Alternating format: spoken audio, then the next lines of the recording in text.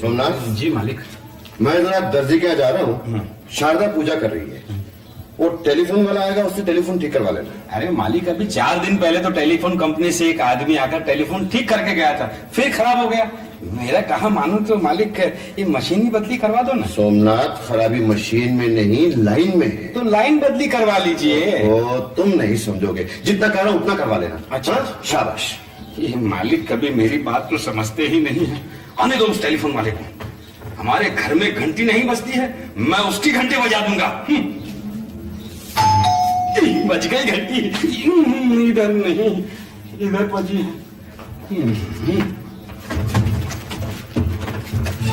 आइए, मैं आप ही का इंतजार कर रहा था।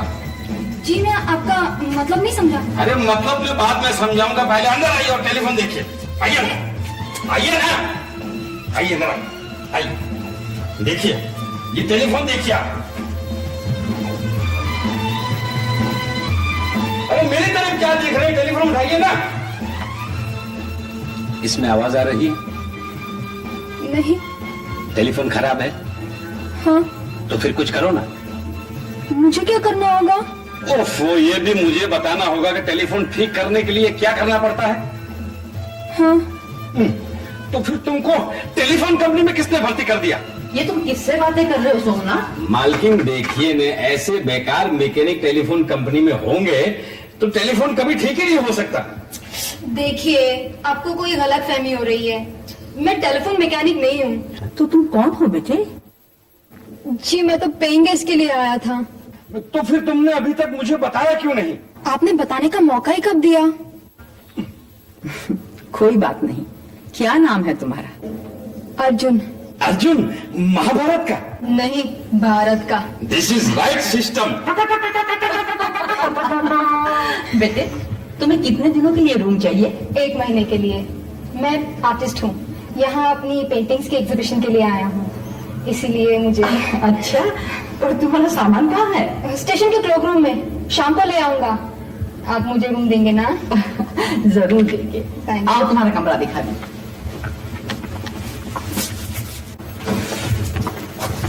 ये है तुम्हारा कमरा। कमरा तो बहुत अच्छा है। तुम मुंह हाथ धो लो, मैं तुम्हारे लिए चाय भिजवाती हूँ। Thank you.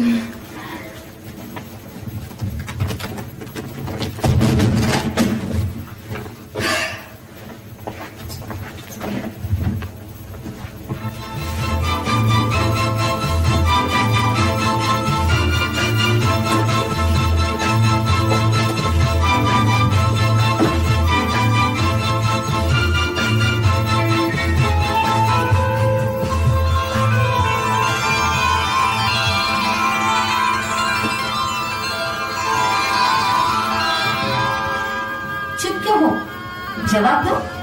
मैं तो कह कहकर थक गई कि बेटे की इतनी चौकीदारी मत करो, लेकिन तुमने मेरी एक नहीं सुनी।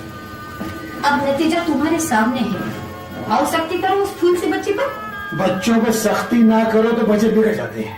मैंने क्या कभी तुम पर सख्ती की थी? तब की बात और थी माँ, आज जमाना बदल गया है। मुझे कुछ नहीं सुनना। जैसे भी हो, मेरे अंजू को वापस ले आओ। मैंने अपने आदमी भेज दिया है उसे ढूंढने के लिए। वही आदमी जिनकी वजह से वो भाग गई, जो दिन रात उसके साथ साए की तरह रहते थे। वो उसकी हिफाजत के लिए थे। आज जमाना बहुत खराब है। रघु, तुम्हारी बेटी कोई बच्ची नहीं, 19 साल की लड़की है। सर, क्या हुआ? पता चला न्यू का? सर हम लगातार ढूंढ रहे हैं, लेकिन अभी तक कुछ पता नहीं चला। और तुम्हें पता चलेगा भी नहीं। एक लड़की तुम्हें बेवकूफ बना दी। सर, हम पुलिस में फोन कर दें? अगर ये बात पुलिस तक पहुंची तो कल हर पेपर में छप जाएगा, सेठ रघुनाथ की बेटी भाग गई। मेरी इज्जत मिट्टी में मिल जाएगी। देख क्या रहे हो? जाओ से ढूंढ कर लाओ। Yes sir.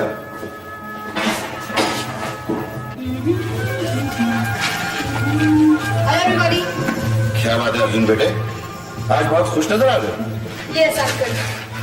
अंकल, आधा तो नशा ही कुछ ऐसा है कि आदमी अपने आप को दुनिया का सबसे खुशनसीब इंसान महसूस करने लगता है। हाँ बेटे, लेकिन हमारे देश को ये आजादी हासिल करने के लिए बहुत बड़ी कुर्बानी देनी पड़ी। अंकल, मैं देश की आजादी की नहीं, अपनी पर्सनल आजादी की बात कर रहा हूँ। पर्सनल आजादी? हाँ आंटी जी, मैं एक जॉइंट फैमिली में रहता हूँ जहाँ बहुत रोक टोक थी, पर यहाँ तो मैं बिल्कुल अकेला हूँ, जो चाहूँ कर सकता हूँ। और कौन कौन है तुम्हारे परिवार में बेटे? मेरी दादी माँ, पिताजी और 2 पहलवान जैसे अंकल, जो मुझे इतना प्यार करते हैं कि 1 मिनट भी मुझे अपनी आंखों से दूर नहीं होने देते। तब तो तुम्हें उनकी बहुत याद आती होगी। कृष्णकांत जी, कृष्णकांत जी, दो। क्या दो चंपकलाल जी? दो नहीं, दो पहलवान जैसे लोग हमारे मोहल्ले में घूम रहे हैं। लेकिन अपने मोहल्ले में तो अखाड़ा है नहीं, क्या वो आपके घर आ रहे हैं? सोमनाथ, तुम अपने सिस्टम का ख्याल करो, तुम मेरी बात में दखल मत दिया करो। आप साहब कौन है जी? ये हमारे नए पेइंग गेस्ट हैं, और ये है चंपकलाल जी, यहाँ सामने पड़ोस में रहते हैं। Nice meeting you. आपसे हाथ नहीं मिला रहा हूँ। Hello, how do you do? Fine, thank you. आपके हाथ तो बिल्कुल लड़कियों जैसे हैं। जी, आर्टिस्ट हो ना? आर्टिस्टों के हाथ ऐसे ही होते हैं। चंपकलाल जी, आप वो पहलवानों के बारे में क्या कह रहे थे? अरे हाँ, ये तो मैं बताना ही भूल गया।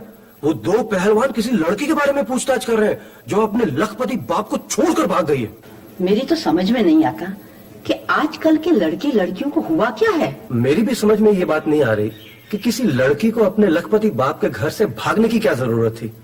पैसा तो भगवान बड़ी मुश्किल से देता है। लेकिन कभी कभी यही पैसा इंसान के पाँव में जंजीर बन जाता है। मैं आपकी बात बिल्कुल नहीं मानता। पैसा जंजीर नहीं, फूलों का हार है।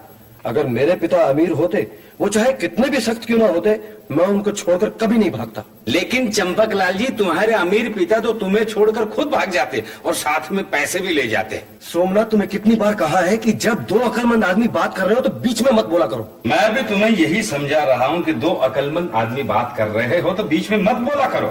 सोमनाथ, ये लो, चावल चुन दिए हैं, इन्हें पकाने रख दो। ठीक है मालिक।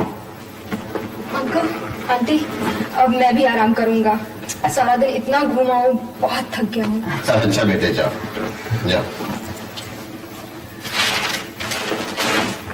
कृष्णकांत जी, अर्जुन अकेला रहता है क्या? हाँ, क्यों? नहीं, मेरा मतलब इतनी छोटी उम्र में।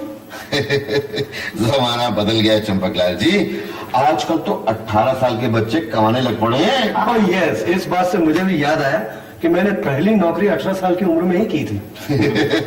क्या जमाना था वो, वाह। चंपकलाल जी, उस नौकरी का पेंशन लेने जा रहे हो क्या?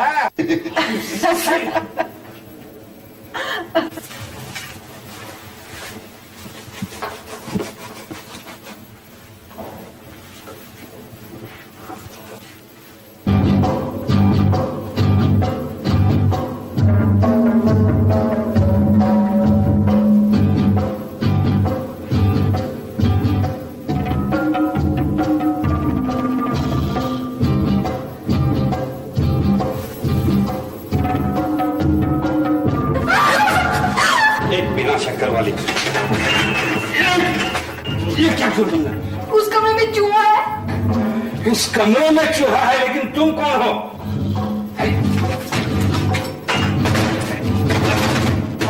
मालिक, मालिक, क्या है मालिक, उस कमरे में क्या है? उस कमरे में चूहा है। अरे सोमनाथ, अब इस उम्र में तुम चूहों से डर रहे हो? मालिक, मैं नहीं डरा, वो लड़की डर गई। लड़की? कहाँ है लड़की? मालकिन, कमरे के अंदर है। कमरे के अंदर लड़की है? ये क्या कह रहे हो तुम? सच कह रहा हूँ मालिक, कमरे के अंदर लड़की है। मैंने चूहे को देखा और चूहे ने लड़की को देखा। क्या? नहीं मालकिन, लड़की ने चूहे को देखा और चूहे ने मुझको देखा। सोमनाथ, तुम कहना क्या चाहते हो? मालिक, चूहे ने लड़की को देखा और लड़की ने हम दोनों को देखा। ये क्या उल्टा सीधा बोले जा रहे हो? आप लोग मेरा विश्वास कीजिए, लड़की और चूहा दोनों अंदर है। अब आइए देखिए ना, आइए आइए। Good morning. Good morning. मैं जरा बाहर जा रहा हूँ, थोड़ा अर्जेंट काम है। हाँ, कोई बात। आइए मालिक, आइए, मैं आपको बताता हूँ। आइए। वो तो यहाँ नहीं है, पता नहीं कहाँ चली गई। जाती तो वो तब अगर वो इस कमरे में होती। सोमनाथ, पता नहीं तुम्हारे सिस्टम को क्या हो गया। हाँ, आओ शारदा। चंपकलाल की वजह से मेरा सिस्टम भी गड़बड़ हो रहा है। यस, हाँ मैं रोहन बोल रहा हूं। नहीं, ऐसा नहीं हो सकता।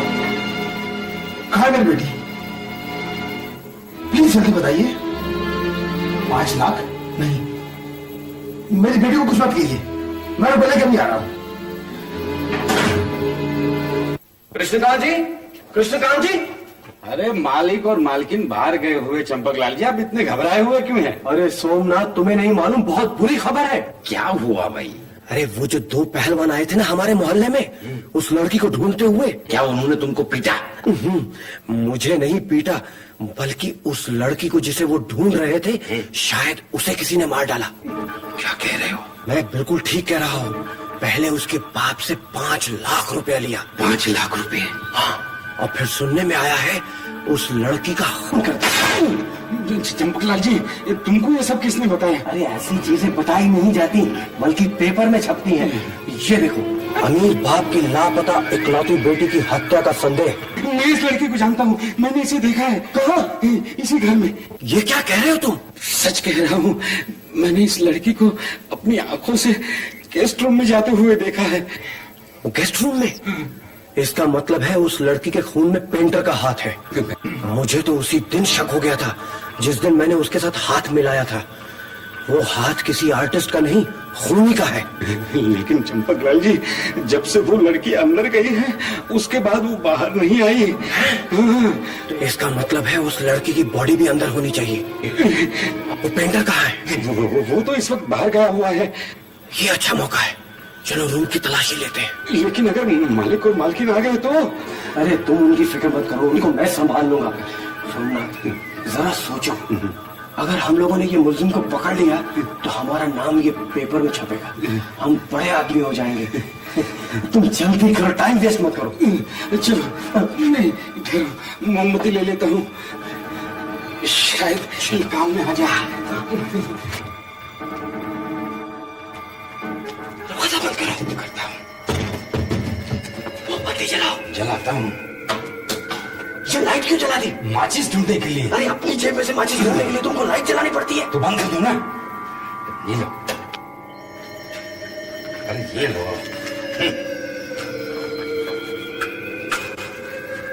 ऐसा जलेगी?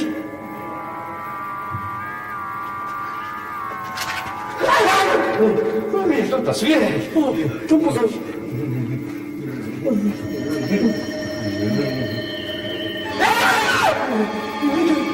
नहीं लगता है, नहीं लगता है। चंपकलाल, खोलो इसे। तुम खोलो। मैं नहीं खोलूंगा।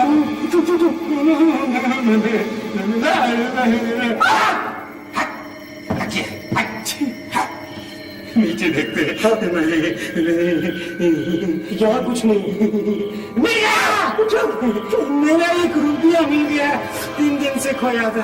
सोमनाथ, ये मजाक करने का टाइम नहीं है। चलो जल्दी पकड़ो। अब तुम उसमें क्या ढूंढ रहे हो? मुर्दा मुर्दा। अरे इतने छोटे से ढोकर में मुर्दा आ सकता है? नहीं, चलो बड़ी जगह पर ढूंढते हैं। चलो। बाथरूम तो जाओ ना। अरे मेरे को कुछ नहीं करना है, लेकिन बाथरूम तो शायद हो सकता है। हाँ चलो देखते हैं।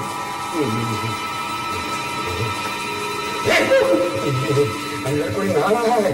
अरे डेड बॉडी नहा सकती है कभी? नहा रहा है, कोई देखो ना।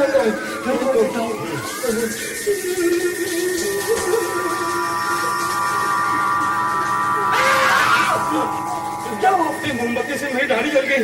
अंदर कुछ नहीं है। पूरा कमरा ढूंढ लिया, कोई नहीं मिला। हमारी हाँ। सोमनाथ, मुझे लाइट दो, लाइट दो।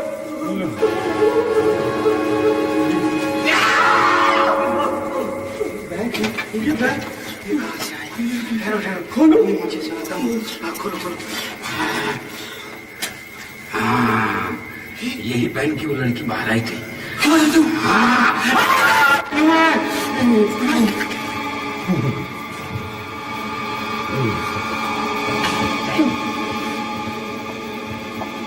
तुम लोग यहाँ क्या कर रहे हो?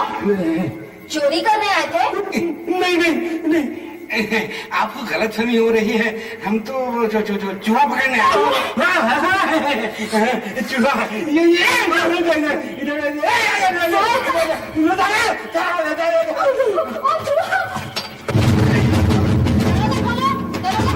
पुलिस आएगी तभी दरवाजा खुलेगा।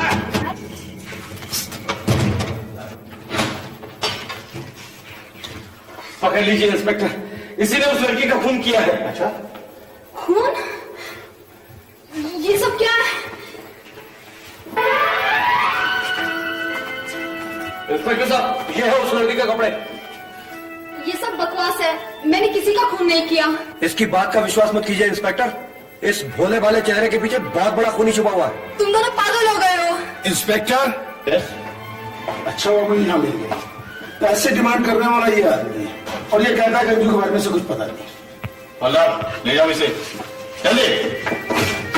मिस्टर रघुनाथ, जरा गौर से देखिए, क्या ये कपड़े आपकी ही बेटी के? हाँ हाँ, ये मेरी बेटी कहाँ है? कहाँ है वो? ये कपड़े इसके रूम से मिले हैं, इसी ने आपकी बेटी का खून किया है। क्यों किया तुमने ऐसा? क्यों किया? क्या असली बिगाड़ा मेरा? अंजू, ये सब करने की तुम्हें क्या जरूरत थी? ऐसा क्यों किया? मैं जानती हूँ डैडी, आप मुझे बहुत प्यार करते हैं, लेकिन मैं भी दूसरों की तरह जीना चाहती थी, जिंदगी को करीब से देखना चाहती थी, आसपास के लोगों से खुलकर मिलना चाहती थी। लेकिन आपने मुझ पर जो बंदिशें लगा रखी थी, उनकी वजह से मैं बेचैनी सी, घुटन सी महसूस करने लगी थी। इसके सिवा मेरे पास और कोई चारा ही नहीं था।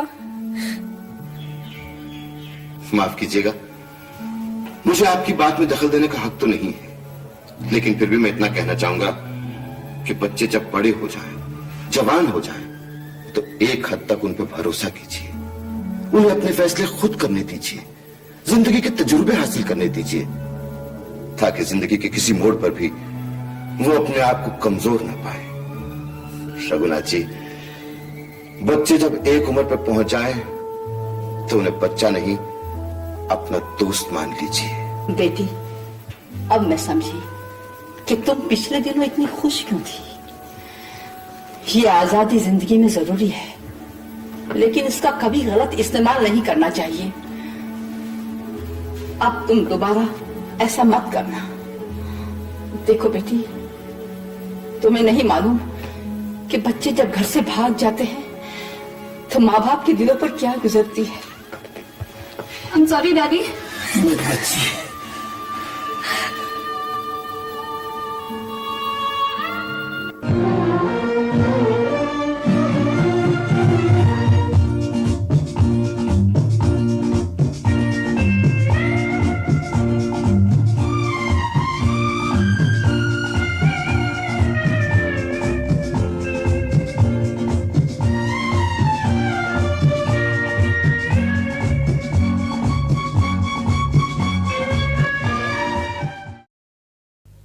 तीन प्याज लीजिए, एक लहसुन और थोड़ा सा सिरका। अब करारा प्रूडेंट माउथ वॉश, सांसों में ताजगी लाई से आ। देखा, प्रूडेंट माउथ वॉश, छलकता आत्मविश्वास।